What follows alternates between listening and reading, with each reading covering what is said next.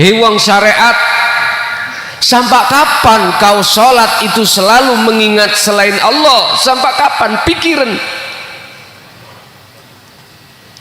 Sampai kapan? Umur anda sudah berapa? Nek jenengan tidak mau mengangan-angan ini, ingat, khatamallahu ala qulubihim, Allah akan menutup hatimu dari hidayah terkait kemakrifatan pada Allah. Wis, terserah anda. Saya sudah terlalu nemen ngomong gini nih Mbak, terlalu nemen. Mengapa demikian? Sebab aku sesungguhnya sayang padamu sehingga aku beranikan diri mengatakan seperti ini. Akhirnya apa? Apa yang kau wiridkan karomah itu justru akan menutup hatimu, dan hatimu pasti, saya pastikan, Kak Adik ngomong insya Allah, pasti kau riak, pasti kau akan muncul hatimu takabur, pasti hatimu akan muncul ujub.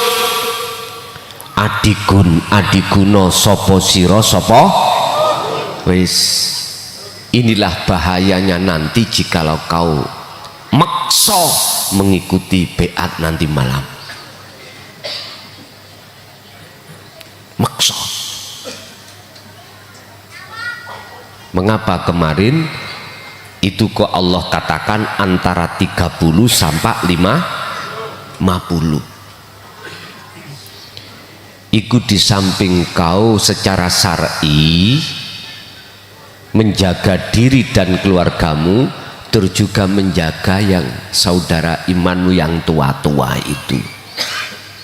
Tapi tua-tua di atas 50 semangat, edok-edok yo melu, aku ngene bulian Gusti oleh wis gak popo. Akhirnya sing penting paham dzikir sirul, wis ikut tok. Kok lah, kok bengi 3 hari jenengan dikasih Allah kesempatan untuk menghafal. Ada yang tidak hafal, bagaimana nanti?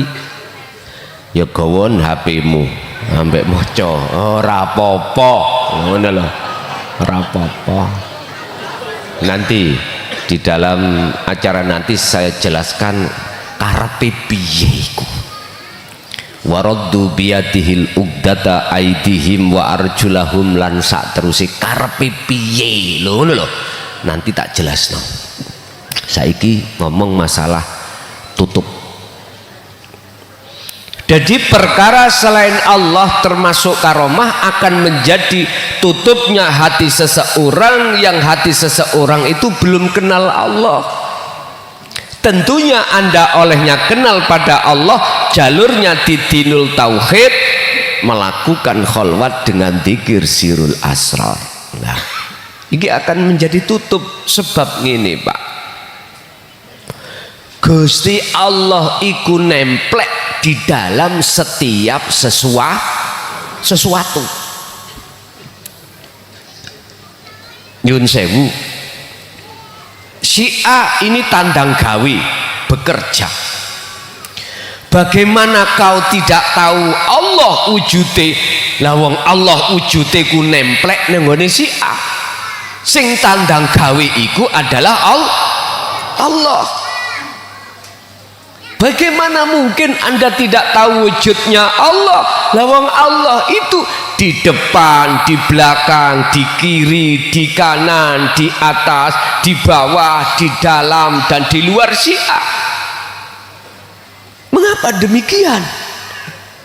Artinya mengapa demikian? Kita tidak tahu. Karena kita belum membawa kuncinya bertemu Allah, yaitu sirul asrar. Akhirnya wujudnya syiah yang aslinya syiah iku sifat Adam tidak wujud, iku menjadi sifat wujudnya syiah kanggo jenengan sing nyoto, sing tampak. Lah kewujudan Allah itu tidak akan tampak pada syiah karena kita masih merasa, masih beriman kalau si A itu ingat al-kaunu utawi makhluk Syiah iku sifate zulmatun, tidak ada, peteng. Artinya mengapa hati kita tidak tahu wujudnya wujudnya Allah dalam Syiah? Karena cahaya makrifat di dalam hati Anda itu belum menyala, belum dinyalakan Allah. Mengapa Allah tidak menyalakan? Karena kau ibadah lan juhud iku gak membawa sirul wis titik. Ngamuk-ngamuk muring-muring wong toriko terserah, sing penting aku gak muring-muring, tak gawe ae ngombe tegan segerip wis.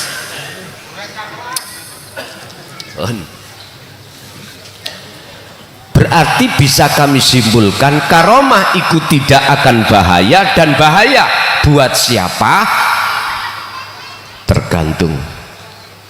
Kalau belum kenal Allah jadi bahaya, kalau tidak mengenal Allah kalau mengenal Allah justru itu adalah kendaraanmu untuk selalu bertemu Allah. Falau syahidu mongko lamuno nyekseni nyawang madhep melihat sopo al-ubad dan ahli zuhud ing wujude Allah fi kulli syai'in ing dalem saben-saben suci, ya lam yastauhisu mongko ora bakal ngersah sopo mereka min syai'in ketika saat didatangkan karomah. Min syai'in saking suci-wici. Artinya apa, Pak? Hati jenengan yang sudah bisa menyaksikan wujudnya Allah, ketika Allah menghadapkan perkara apapun, itu tidak akan menjadikan hatimu gersah, susah, gelisah, karena Anda sudah nyata wujudnya Allah. Lah niki kadang-kadang jenengan ahli zuhud itu kadang-kadang ada memang kelas yang seperti apa yang saya katakan musyahadatul fana niki, kadang-kadang ketika kejadian itu belum bisa melihat Allah, tapi setelah selesai baru Allah buka. Kadang-kadang seperti itu. Iling waktu kejadian karena nggak cocok, nesu, marah, amarah, medongkol ning hati. Tapi setelah persoalan selesai baru buka, Gusti Allah buka hati sampean. Kadang-kadang yo seperti itu. Pertanyaannya apa salah? Ndak. Wala bagin wala antin innallaha ghafurur rahim. Allah tetap mengampuni kesalahanmu seperti itu, karena di mata Allah tidak ternilai salah, karena dalam hatimu tidak ada unsur ingin sengaja melalaikan Allah. Satu sisi tetap dikir jenengan gecoki. Bagaimana tidak seperti itu terus? Ya ayyuhalladzina amanu dzkurullaha dzikron katsiron. Lah niki panjenengan tetep apapun keadaan waktu jenengan iki tetep disuruh ati memegang tali Allah sirul asr tadi. Udah, akhirnya kesimpulannya jenengan jatuh sing jatuh ke Gusti, jenengan bangun sing bangun ke Gusti, pun enteng pun. Wis, Bapak Ibu hadirin, bagi jenengan yang head Ibu ya, nanti itu ketika membaca gak usah diwoco elok ning lisan, cukup di hati. Ibu yang head baik di rumah maupun di sini, tolong jenengan jangan memakai bahasa lisan, tapi harus dengan bahasa hati. Nanti saya jelaskan maksud endingnya kemana, iki piye karepe wacanan itu. Nanti sebelum pengukuhan saya jelaskan terlebih dahulu. Jadi pertanyaan nanti sebelumnya, biasanya kan pertanyaan setelah ngaji lah, khusus pengukuhan karomah nanti setelah tak terangkan sebelum pengukuhan, jenengan ada yang nggak paham bisa tanya nanti. Pun kembali kepada materi, saya tidak ragu sedikit pun terhadap panjenengan tentang masalah karomah ini tidak akan mengganggu atau menghalang-halangi kewusulan sampai datang Allah, sepanjang jenengan ngestokake, sepanjang jenengan memperhatikan apa tujuan daripada sirul asr. Saya yakin Anda tidak akan terplesetkan oleh nafsu dalam diri jenengan. Ingat Bapak Ibu, apakah yang dimaksud menghadapi karomah ada kaitannya seperti dengan tahun 65? Itu terserah Allah. Apakah ada kejadian yang ada kaitannya dengan alam ini nanti? Itu urusan Allah. Sing penting bagaimana jenengan iki aman, itu tak. Sebab kalau kita melihat sejarah umat-umat sebelum Nabi Muhammad ini, wa ahlaknahum wa anzainahu ma'ahu, alasannya Allah menghancurkan dengan cara Allah karena umat itu pada saat itu ingkar pada Allah. Dihadapkan ajaran, dididik ajaran lewat Rasulnya untuk mencapai ilahun wahid, tetap dia tidak mau. Akhirnya Allah pemusnahan terhadap umat dengan cara Allah sendiri. Bisa dari tsunami, bisa dari gempa, bisa dari gunung meletus, wis itu haknya Allah. Sing jelas itu pasti terjadi. Karena sejarah-sejarah sebelum Kanjeng Nabi Muhammad, sampean bacalah Quran, semuanya seperti itu. Hanya satu yang diselamatkan, wa anzainahu ma'ahu. Allah, aku akan menyelamatkan jiwanya utusaku dan pengikutnya. Udah, semua nanti yang akan terjadi, wa aslimu lahu, kita serahkan pada Allah. Sing penting kita sudah siap. Kak selamat dunyoni, selamat akhiratnya pun hanya itu. Dini Gusti Allah menyelamatkan sak dunyoni, berarti tetanda Anda cikal bakal nanti keturunan Anda yang meneruskan dinut tauhid. Itu memang seperti itu, dulu seperti itu. Pun kesimpulannya Bapak Ibu, perkara selain Allah baik di muhadharah alam kasunyatan ini, mewain dunyo iki, atau perkara selain Allah di alam mukasyafah, berarti kesakten, kedigdayaan atau karomah, mukjizat, itu tidak akan menghalangi semua kekasih Allah. Enggak akan. Justru beliau jadikan sebagai fasilitas untuk selalu tawajuh hatinya pada Allah, karena punya kunci.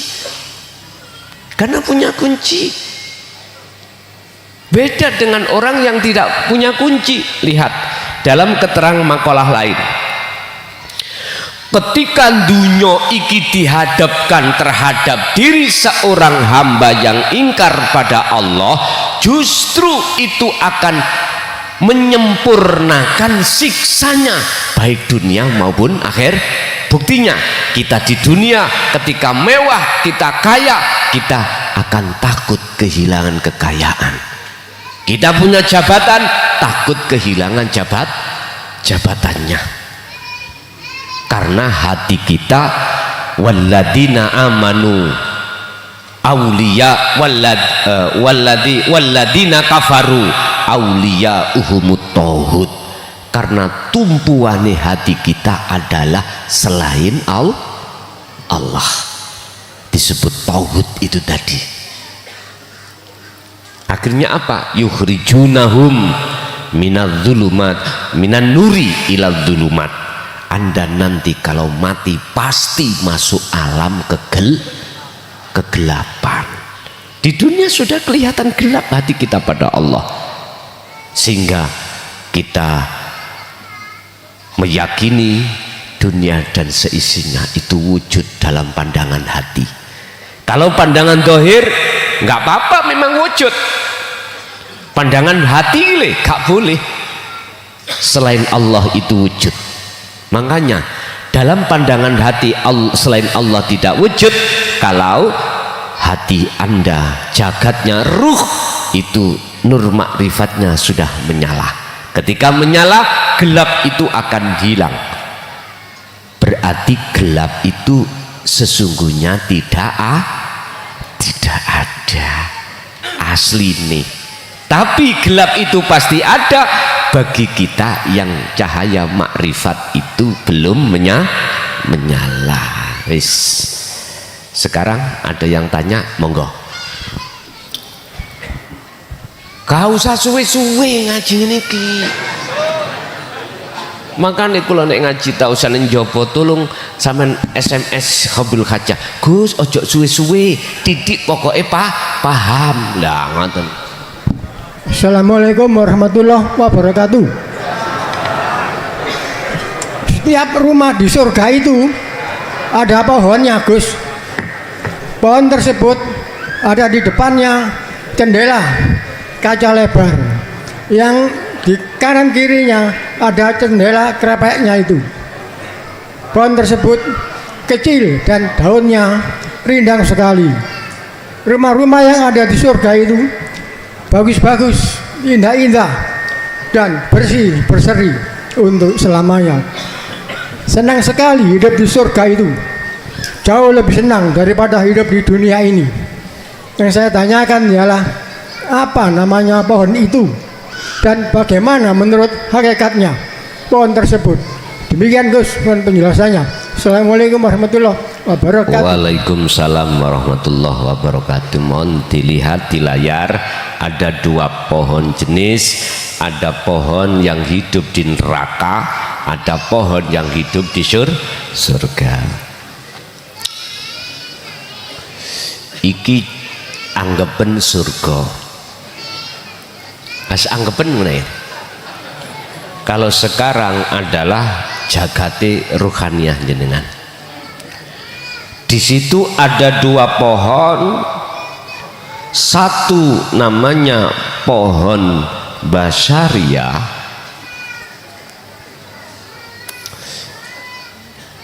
yang kedua pohon basiroh namanya. Pohon basyariah iku sifate oyote di bawah. Tahu oyot ya? Akar. Buahnya di atas. Beda dengan pohon yang ada di surga. Akarnya di atas, buahnya di. Jadi Anda besok gak bingung golek genter. Tinggal mutek ini.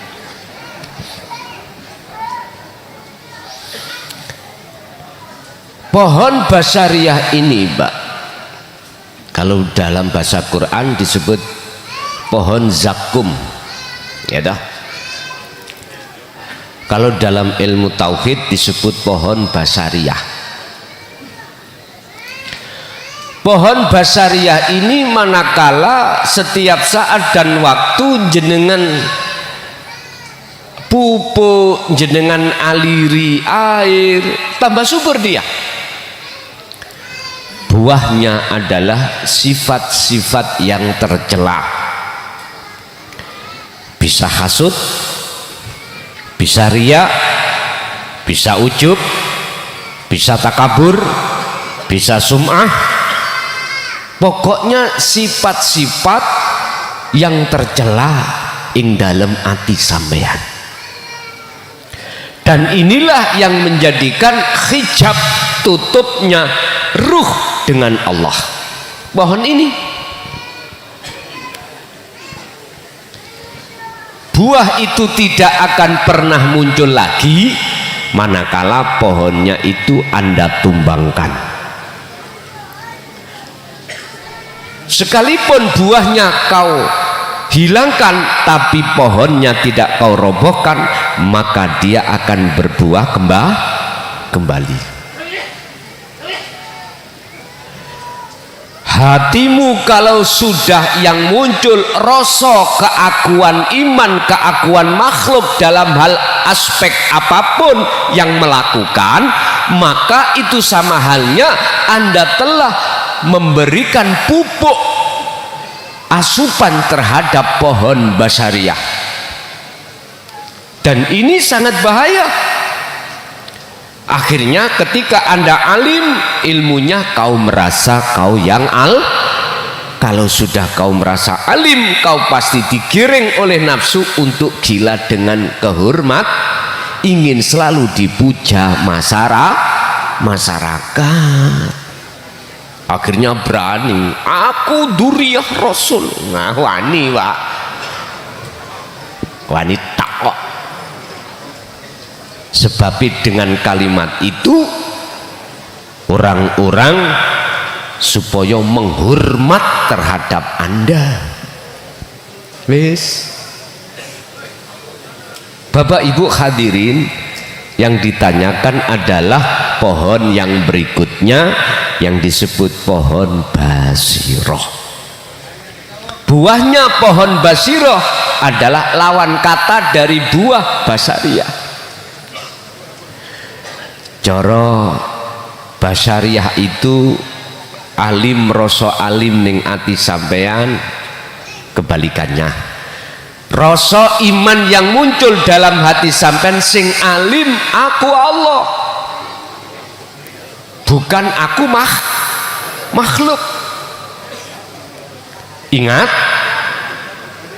miftahul jannah, kuncinya surga adalah la ilaha tapi tidak diucap. Fa'lam, ngertiyo siro annahu ing sak temene dzikir la ilaha illallah, rupane iku bagaimana?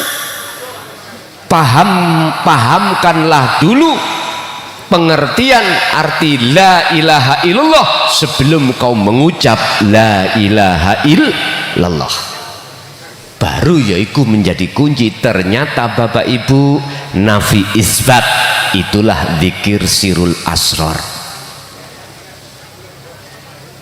Kalau itu sudah terus, maka otomatis kunci sudah terbuka pintunya, maka jenengan masuk di situ pasti menemukan beberapa buah-buahan.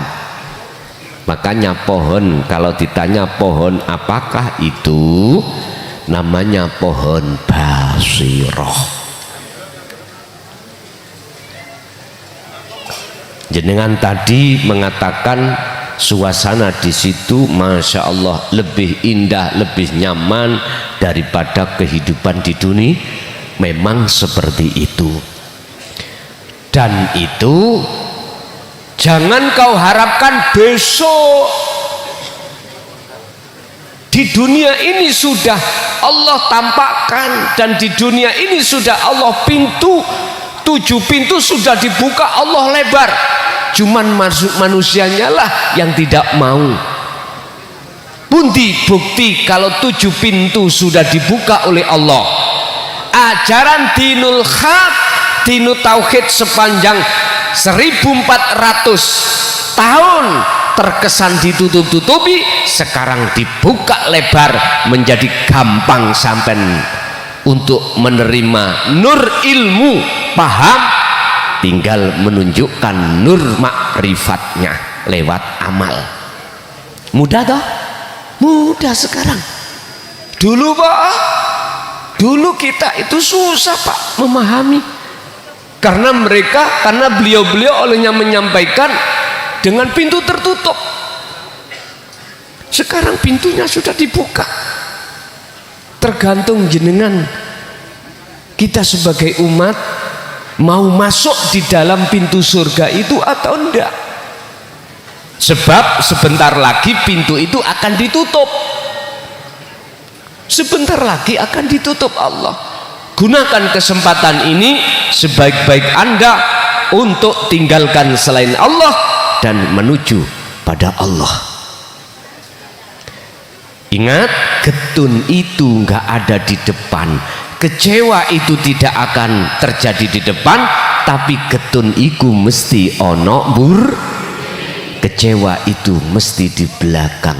Qad khasirul ladzina kadzdzabu biliqa'illah. Sungguh sengsara bagi orang-orang yang saat ketika di dunia mendustakan pertemuan terhadap Allah alias tidak mau. Hatta ya'tiyakal yakin, sampai hari kematiannya dia, baru dia akan sadar. Waqala aidan hatta ya'tiyaka baghdatan, ngoten niku, sehingga datanglah hari yang mengagetkan datang baru dia sadar, alias kalau matahari sudah terbit dari barat, maka disitulah Anda akan kecewa karena pintu tobat sudah ditutup. Jadi Pak, leres, pohonnya namanya basiroh, dan itu sudah terjadi di dunia ini, tidak besok-besok secara pandangan syariat, tidak. Ya, lanjut.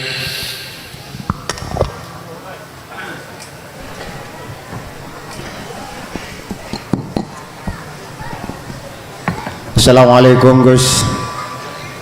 Saya mau bertanya ini tentang melakukan syirul asror atau melakukan kholwat. Ini kalau masih pikiran atau kemana-mana tidak husuk, katakan cuma mudah husuk, itu bagaimana? Dan pertanyaan kedua, seperti kita melakukan sholat syariat 5 waktu, tapi di dalam sholat ini pikiran juga kemana-mana, artinya kalau bisa dikatakan mungkin bisa dinamakan, apakah bisa dinamakan menyembah selain Allah? Demikian, terima kasih. Assalamualaikum warahmatullahi wabarakatuh. Waalaikumsalam warahmatullahi wabarakatuh. Lau syahiduhu fi kulli syai'in lam yastauhishu min syai'in. Olehnya kita pada waktu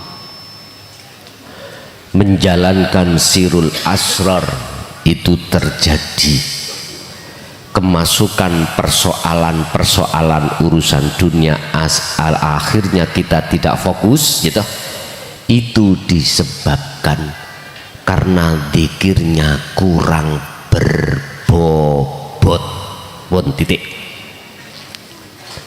Terus solusinya bagaimana?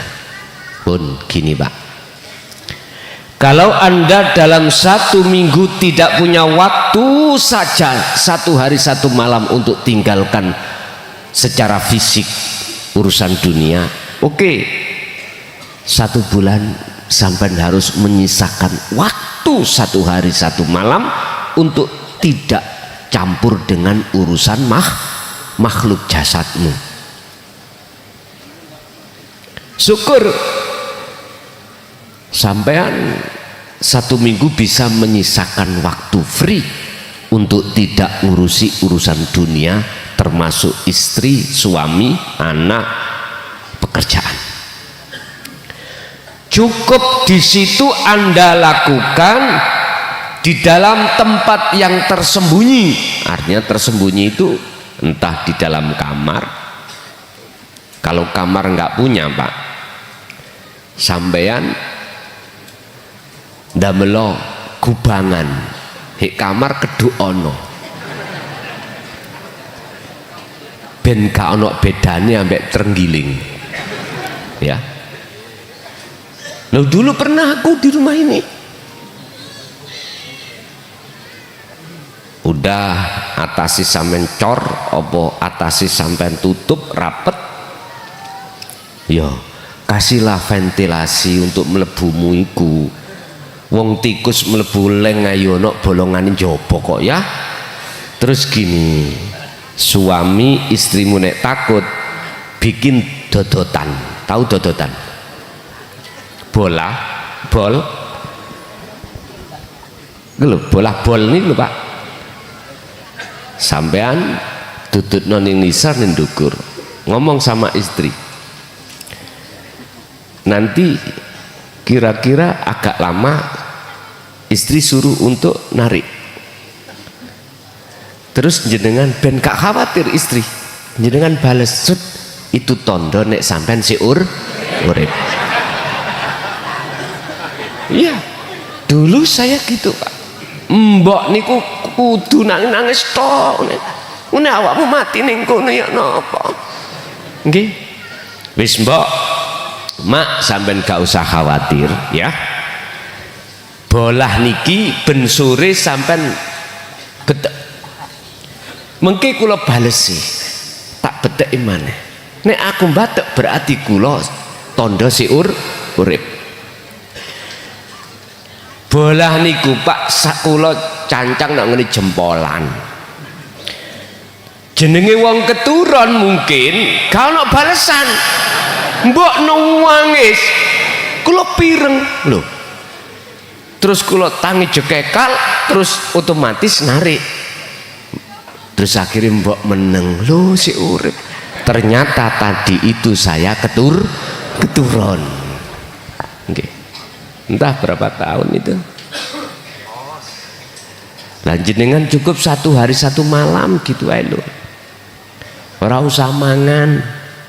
Enggak arepe kholwat 1 hari 1 malam siap-siap mie di dele pinggir. Iki lho arepe budal lunga adoh. Sangu emi, sangu panganan. Yo gak apa-apa. Ngono ya ora apa-apa, tapi aja nemen-nemen. Pun 1 hari gunakanlah 1 hari 1 malam free. Hati ojo bicara terhadap selain Allah. Hanya bicaralah pada Allah. Caranya bicara dengan Allah bagaimana? Ya dzikir sirul asr itu. Terus setiap detik, setiap napas keluar masuk didorong dengan dzikir sir, itu aja.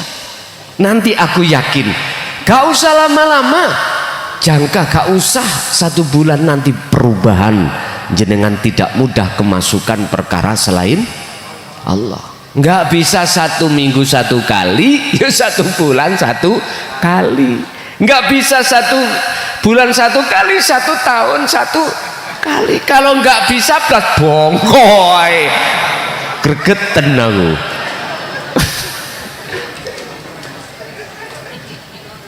Allah dawuh gini Pak, Yun sewu, wal asri innal insana lafi khusri. Ingat, demi masa saya bersumpah kata Allah, innal insana sak temene akeh menungso iku lafi khusrin, di dalam kerugian yang amat besar. Apa maksudnya? Kerugian hati selalu lalai datang Gusti. Tidak hanya di luar sholat, bahkan di dalam sholat itu pun dia lalai. Tapi aku yakin jenengan kalau sudah diizini Allah memegang sirul asrar tidak seperti itu.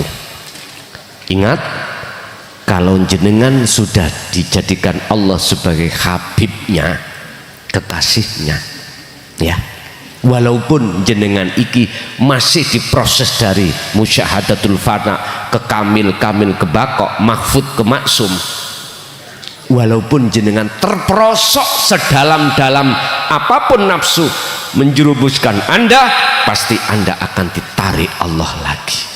Ini sudah ketentuan Allah. Buktinya ketika jenengan tersesat hati ini dengan duniawiyah alias tidak melihat Allah di dalam setiap makhluk, suatu saat jenengan mesti akan bisa bertemu Allah di situ. Inilah bentuk bukti bahwasanya yang memakrifatkan jenengan itu adalah Allahmu sendiri.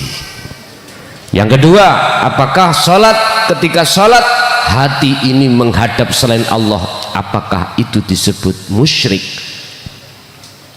Jawaban saya, iya. Miturut kacamata hakikat sirik khafi. Tolong mari kita ngen ayat berikut ini.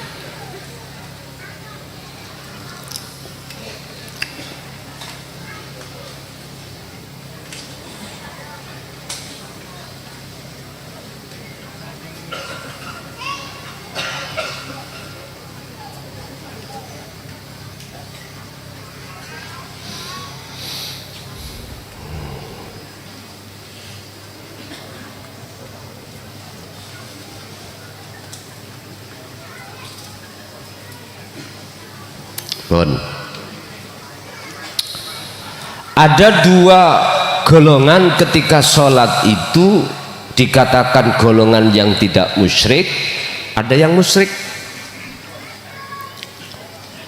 Yang tidak musyrik adalah menempatkan tawajuh hatinya betul-betul wajhiyah terhadap wajah Allah. Wajah roh iku pundi rasa, wajah Allah pundi urip. Kau satukan antara wajah rohmu terhadap wajah Allah hidup dengan rasa itu, sehingga la ibsarun wa mubsarun wa basarun. Kalau sudah masuk di situ, maka yang terjadi adalah kefanaan. Fana wajahmu, fana wajah Allah, fana mata untuk melihat terhadap wajah Allah. Akhirnya itulah yang disebut sebagai ilahun wahid esa. Di saat itu urusan dohirmu itu lupa berapa rokaat hitungannya, no problem, karena Anda ditaruh host dan yang menaruh itu Allah sendiri, dan Anda tidak ada hak untuk memilih supaya ditaruh khawasul khawas. Akal masih berfungsi mengingat berapa rokaat, tapi hati hanya ahad. Kita nggak bisa milih, kita bisanya mengalir. Ini Bapak Ibu yang tidak disebut musyrik. Sehingga mengapa dalam surat Al-An'am 79 akhir ayat ini ditutup kalimah wama ana minal musyrikin, dan saya bukan termasuk orang yang menyekutukan Allah. Ibrahim pun satu. Nomor dua, ketika saat wajah tu iki menghadap samawati wal ard. Niki Pak ya. Samawati wal ard. Samawat wal ard itu selain Allah toh. Bentuknya hati jenengan eling perkara sakliyane Allah. Berarti hati jenengan menghadap itu.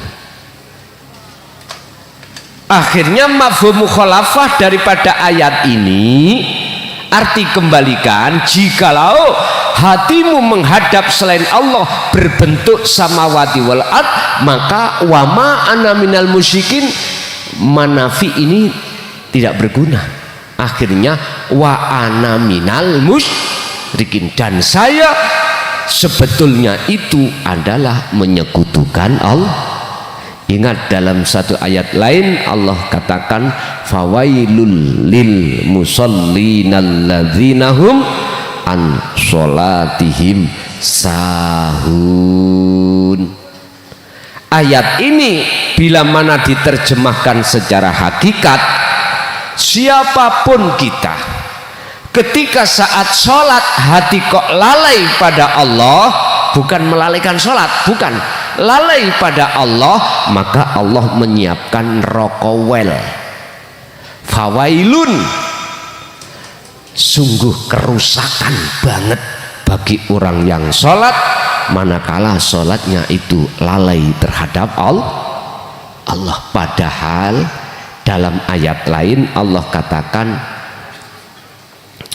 aqimis sholah lidzikri, tegakkan sholat semata-mata sebagai thariqahmu untuk ingat pada Allah. Oleh karena di tengah masyarakat kebanyakan tidak diulas tentang masalah hakikat makrifat, dzikir sirul asrar dan fanaul dzikri, maka kita sebagai masyarakat ya itu aja. Jadi nggak bisa masuk di dalam lidzikri, nggak bisa. Bab masalah dzikir pun hanya dipahamkan afdalu dzikri fa'lam annahu la ilaha illallah, dzikir jahri, dzikir siri ning thariqah Allah, tidak dibuka sirul asrar. Laksana gini Pak, bagaimana mungkin Anda akan memetik buah apel lawong kamu itu menanamnya pohonnya itu di atas meja? Mestinya kau tanam di tanah. Lah kok tanam di atas ya gak berbuah. Bagaimana mungkin Anda akan dikatakan bisa sampai makrifat pada Allah sementara keakuanmu itu masih kuat. Oleh sebab itu idfin mendemo sira wujudaka ing wujud sira fil ardil khumuli, di dalam bumi khumul, itulah bumi kefanaan. Kalau itu sampai pendem, mongko sing muncul nanti adalah buah kebagusan. Itulah makrifat akunya Allah, alias sing sapa wonge wis ninggalno keakuan makhluk di dalam dirinya, otomatis akan muncul keakuane Gusti. Titik. Lanjut.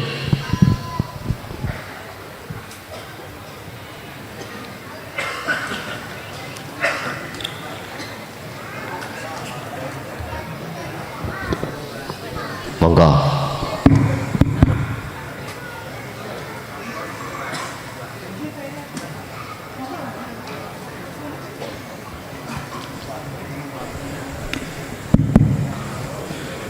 Assalamualaikum warahmatullahi wabarakatuh. Perkenalkan, nama saya Anas dari Pekalongan. Mau bertanya, apakah betul nopong leres kehidupan di dunia ini karena adanya air? Kalau di dunia ini tidak ada air, maka tidak ada kehidupan. Hakikatipun maul hayat, kalau di hati seorang tidak ada maul hayat, maka di hati itu tidak ada kehidupan, ateges batang urip. Pitakan kula napa nggih leres. Nggih. Ingkang nomor kalih, pelajaran es asalnya dari air, leburnya es jadi air. Apakah itu pelajaran pefanaan diri? Apakah betul begitu? Pelajaran apa tadi? Pefanaan diri. Pefanaan diri, leres. Ingkang nomor 3, apakah sama ruh manusia dengan ruh binatang? Pada roh itu dumadine saking gesang saking kawula. Wassalamualaikum warahmatullahi wabarakatuh. Waalaikumsalam warahmatullahi wabarakatuh.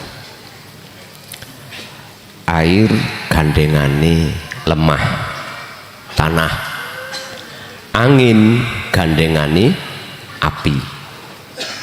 Api nggak ada angin, nggak ada oksigen, yo gak iso nyala. Sampai suatu saat yo harus tesis alias harus Meraktek nih, ini apa jenis?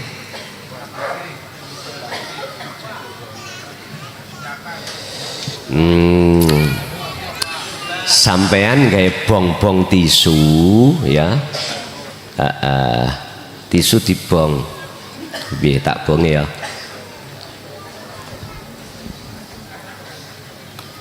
Tisu ini saya bakar di gelas rek. Sik, entekno sik iki nek ngono. Lho kan gelas ya. Gak entek yang entekno wong loro.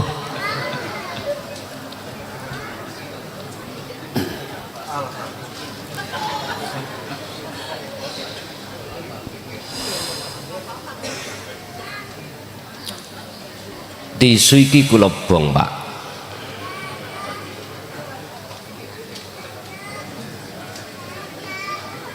Angangai ya men. Ben nggih. Tisu iki kula bong. Apa ngene iki jenenge? Uji coba ngene. Murup. Terus eksperimen, betul. Kita tutup seret. Tidak lama ini akan mati.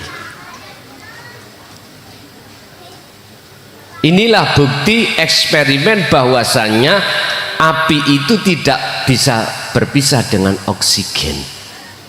Ya oksigen aja nih. Rumusnya apa? Oksigen. CO2. Aku SD gak lulus ya. Jadi ya takok. Mungkin jenengan dulu Pak pernah wong desa-desa iku nek arep ngresiki sumur itu biasanya kasih belarak dibong didukno. Lah ngoten nggih. Nek belarake utawa umplunge mati gak wani nyem karena di situ banyak amonia racun. Sama dengan ini tadi. Wes. Yang ditanyakan tadi adalah air.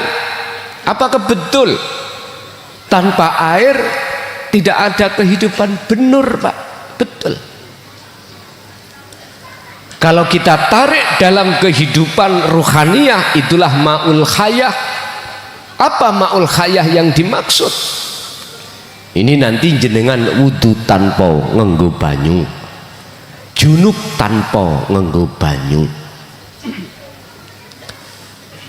Mungkin tak seret jenengan ambek kejadian Nabi Ismail. Ketika Nabi Ismail lahir, Siti Aminah bingung mencari air. Yang maksud tujuannya adalah untuk membersihkan darah wiladah, darah melahirkan, karena itu najis dan kotor, untuk dibersihkan. Itu sebetulnya adalah sanepan. Ternyata walaupun beliau itu lari dari Sofa ke Marwah gunung sampai 7 kali gak menemukan, ternyata airnya itu di bawah telapak kaki Nabi Artinya apa Pak? Ilmu itu walaupun ilmu dinu tauhid itu walaupun ada di negeri Cina, wajib sampai ke sana. Ternyata nyun sewu, setelah Anda dikatakan mendapatkan ilmu itu, ternyata ilmu itu dekat. Artinya siapa kalau sudah mendapatkan sumber ilmu itu, Jawa koyo opo, sudah terasa dekat. Dengan ilmu itu akhirnya kita harus mengamalkan. Setelah dikasih Allah kefahaman, wujud kefahaman itu disebut nur ilmu. Ilmu itu bercahaya. Bentuk cahayanya ilmu kefahaman jenengan.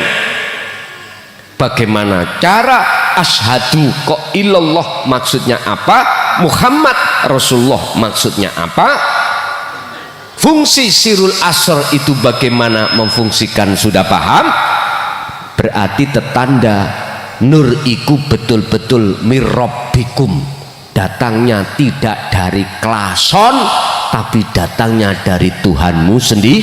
Berarti Allah itu dekat, berarti sumber ilmu sangka Gusti, dan Allahnya ada di dalam dirimu sendiri, berarti dekat.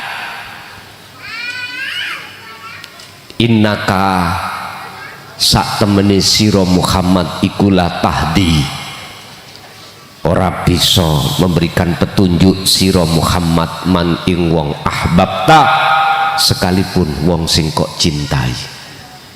Nah terus bukan Kanjeng Nabi sapa?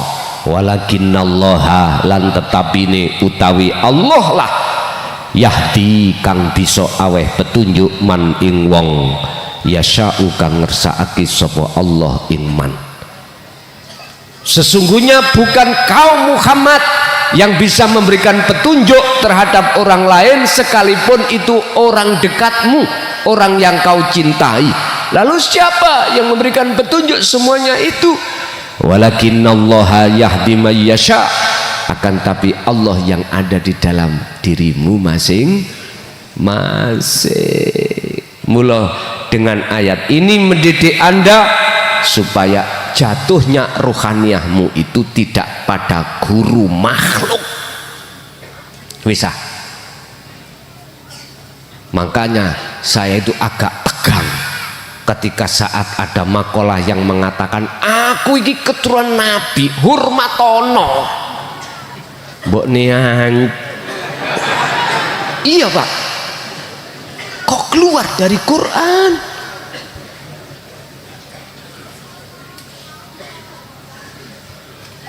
Niku saya disuruh tegang nang Gusti Allah untuk memperingatkan mereka. Ya sudah, tergantung jenengan. Sadarkah dengan tampilan tipu daya nafsu dalam diri kita dan orang lain? Terserah. Lihat di dalam surat Ibrahim ayat 3, bukan nafsu saja yang ada dalam dirimu yang menjerumuskan. Di situ memakai wa yastahibbunal hayatad dunya, banyak, berarti orang lain juga masuk. Jadi nafsu dan bolo tentarane nafsu. Sapa bolo tentarane nafsu?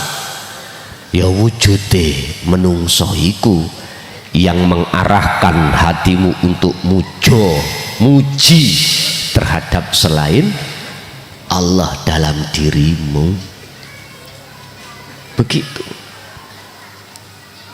Bapak Ibu.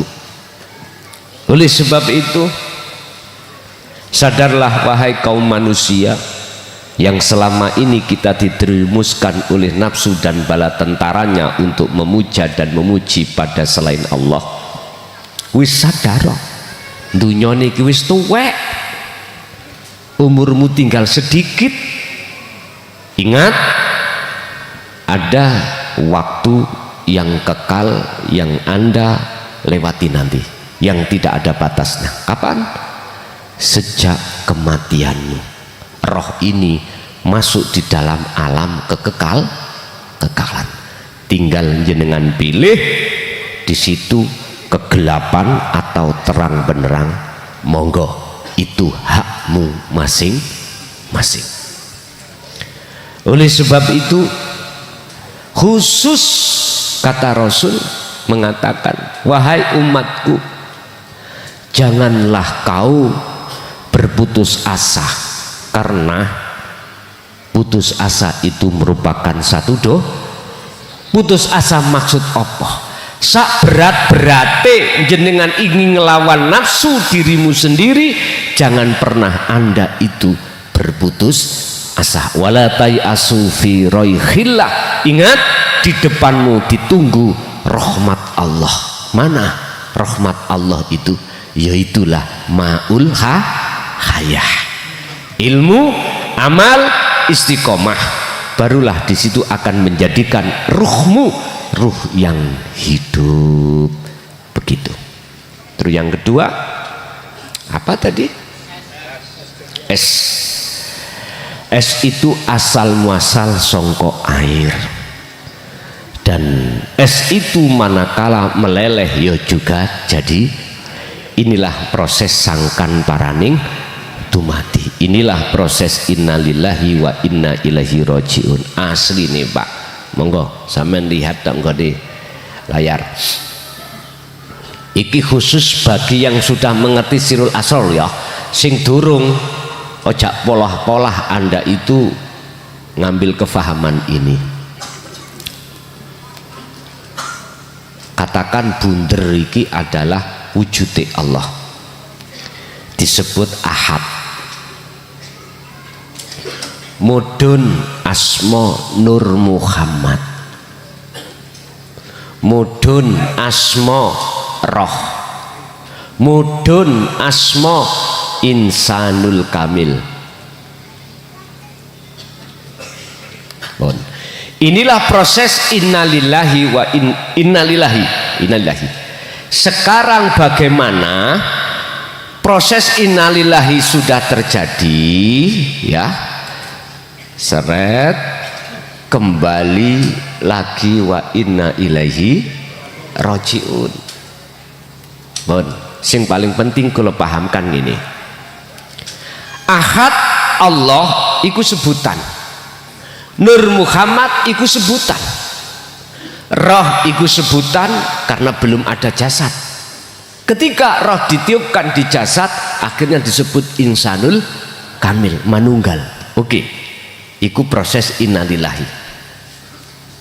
Ojo kondo-kondo kah tak kandani. Pelakunya itu ahad.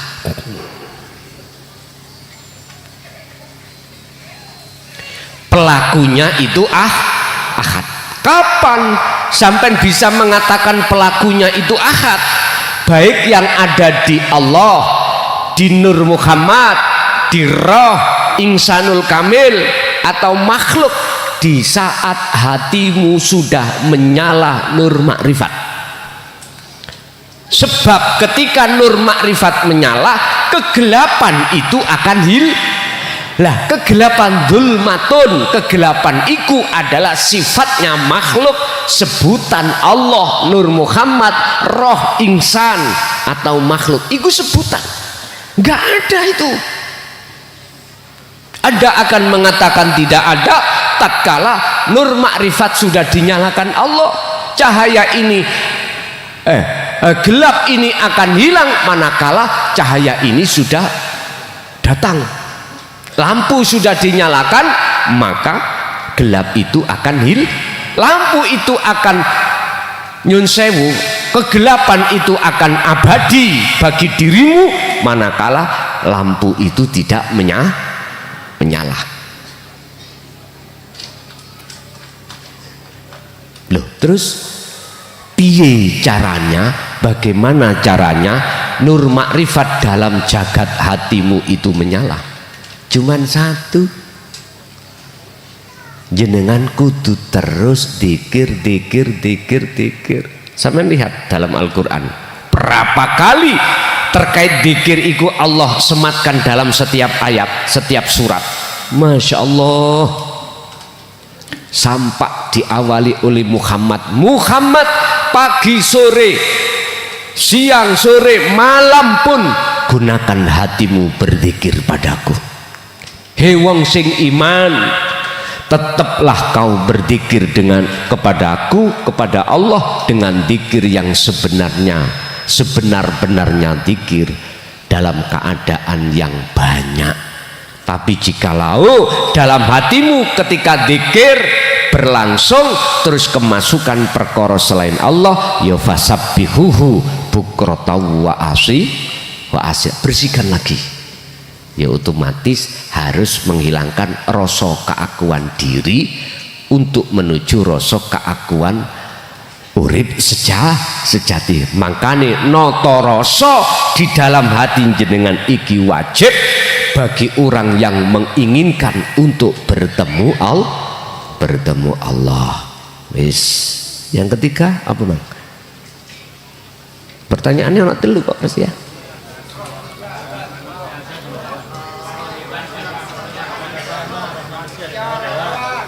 Oh ya, roh yang ada pada manusia dan hewan itu apa ya sama. Nek anda sudah di akad, la farqo bainahum, ra ono bedane. Mengapa ra ono bedane? Karena akad sing disebut urip. Nah, wis betul. Lanjut. Wis ping pira wong lanang mang rek? 3. Oke, saiki ganti wong wedok. Monggo.